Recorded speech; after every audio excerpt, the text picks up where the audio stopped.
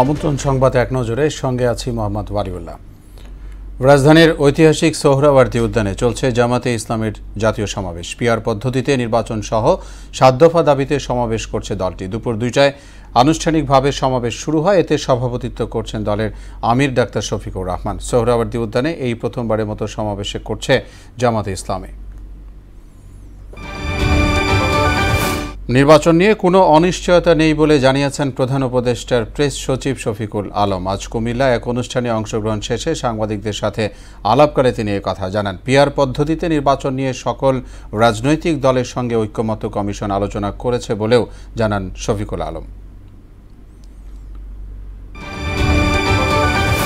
প্রয়োজন হলে গোপালগঞ্জে সহিংসতায় নিহতদের মরদেহ কবর থেকে তুলে ময়নাতদন্ত করা হবে বলে জানিয়েছেন স্বরাষ্ট্র উপদেষ্টা জাহাঙ্গীর আলম চৌধুরী। তিনি জানান, নিহতদের মরদেহ স্বজনরা নিয়ে যাওয়ায় ময়নাতদন্ত করা হয়নি। হযরত শাহজালাল আন্তর্জাতিক বিমানবন্দরের ৩য় টার্মিনাল পরিদর্শনে গিয়ে স্বরাষ্ট্র উপদেষ্টা এসব কথা বলেন। গোপালগঞ্জে আজ ১৪ ঘণ্টা শিথিল থাকবে কারফিউ। সকাল ৬টা থেকে রাত ৮টা পর্যন্ত কারফিউ শিথিল করে আদেশ জারি করে জেলা প্রশাসন। এনসিপির সমাবেশে আওয়ামী লীগ ও নিষিদ্ধ ছাত্রলীগের হামলা সহিংসতার জেরে গত বুধবার রাত ৮টায় কারফিউ জারি করা হয়।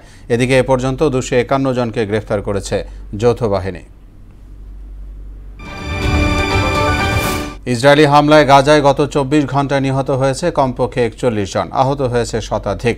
২১ মাসেরও বেশি সময় ধরে চলা লাগাতার হামলায় প্রাণহানির সংখ্যা প্রায় ৫৮,৭০০। এদিকে ফিলিস্তিনের স্বাধীনতাকামী সংগঠন হামাস জানিয়েছে, তারা সব জিম্মির মুক্তি দিতে রাজি হলেও যুদ্ধবিরতি প্রত্যাখ্যান করেছে ইসরায়েল।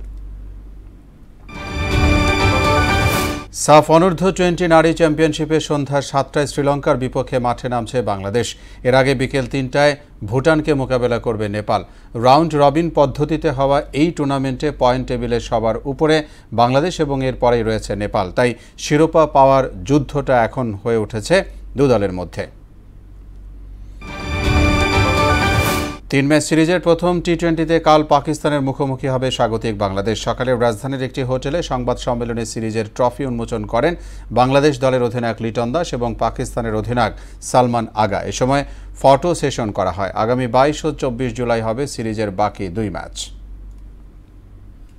এই ছিল সংবাদ এক নজরে। সবশেষ খবর সবার আগে জানতে মোহনার সাথেই থাকুন। ধন্যবাদ সবাইকে।